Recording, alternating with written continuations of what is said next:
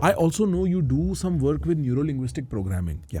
And I've been exposed to neuro-linguistic programming from a communication standpoint. Sure. That you can, it enhances communication on a whole different level because you're playing with the other person's subconscious. Yes. Is that how you deploy NLP, or is there a different way in which you deploy NLP? It's an anchoring technique where you relive a certain emotion, and that anchor was already there. I just had to extract from you saying, "Kahan hai wo emotion?" You remembered that emotion and just deployed that emotion in another place where you needed it. That's part of NLP. That's part of anchoring. But there is so much more to NLP in terms of what is NLP? You've got neurons, which is N. So neuro-linguistic programming, right? Now, the neurons in our brain has a certain language, and the language is made of VAK, visual, auditory, kinesthetic. If you understand the language correctly, you can change the experience of anything in your life in matter of few minutes. I can take a person who's going through trauma, panic attacks, and get them out of it in 3 minutes. And I'm not saying I can, I'm saying NLP can as a technique. Because I don't want to project this guru syndrome image. Yeah. Anybody can learn it. I'm not special, everybody's special. So one of the reasons we have people who get out of depression in a few days, because now for the first time in their life, they have a way to reprogram their neurons. Can you do this to the people watching right now? Sure. And would you need a response from them in any way? Like, Not necessary. Okay. Can Not we necessary. try? Yeah. So let's do it together. Right. Okay? Ansh is also here. Maybe you want to try it too. Ansh has a lot of trauma. So we'll take something which is so common that almost anybody can relate with it. Theek. Think of a person who bothers you. Okay. Anybody. And take someone who at a level of 1 to 10 bothers you at like 8 or 9. Very few people do that at 8 or 9, but okay, sorry. Think of somebody. Yeah, okay, I think. Now, if you think of that person, and probably those of you watching on video right now, if you can think of somebody, a person who, if they come and interact with you, it affects you emotionally. Now, as you're thinking of that person, try and check that in your mind, there is a certain visual you have about them. How you perceive them, how you visualize them. There's something you hear in your head, which is auditory, and there's something you feel in your body, which is kinesthetic. Correct? That is what is bothering you, Prakhar, or us, or me, or whoever is doing this exercise right now. Now, let's change this. Ready? Okay, I need your help in this, Ansh and Prakhar. So, open your eyes. And Ansh, can you throw out a picture of a joker by just pulling in Google Images right now? And this is for everybody, as they are also watching. So, let's show them an image of a joker, and I'll tell you why. We're first enhancing your visual network, and we'll reuse that. So, let's take that one. Okay, so let's look at that. Ansh, you can also look at that. Look at the red nose, the eyes, the smile, the hands, the red color on his hair, the colorful dots on his dress, everything. Just look at the whole joker carefully.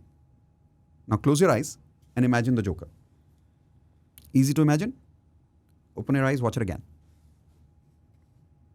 See the eyes, the nose, the teeth, the smile, the hands, the craziness in his emotion.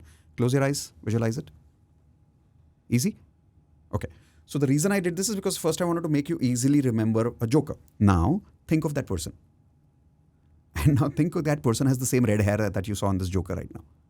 Visualize it. Use your visualization and add that red hair to his head.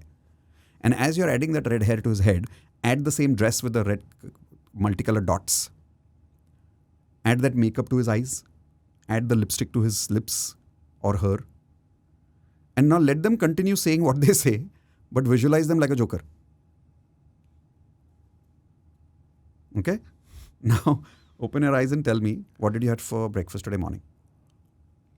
Eggs and vegetables. Okay, that's just a pattern interruption. Why? Because I want to make sure that you're out of that state so we can test it. So think of that person again and see if it disturbs the same level. Oh. Why not? Because I see them as a joker. Exactly. Now try to reverse that joker and see if you can feel the same disturbance. So like go back to the original see if you form? can. I can. Try. Gets me riled up. Okay. Now bring the joker back and add some joker movements to it. And now watch the person saying the same words in Donald Duck voice.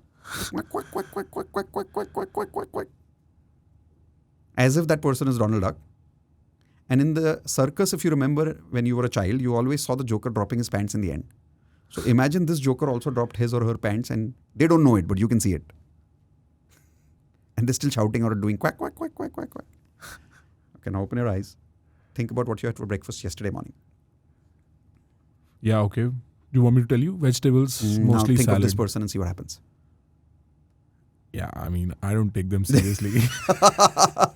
You know, the funny part is you were describing a Joker, and that's what I think of them anyway. So, Yeah, there we go. There we go. I think both of you somehow imagine the same person. all right. So hopefully do comment in the comment section below what happened. I don't know.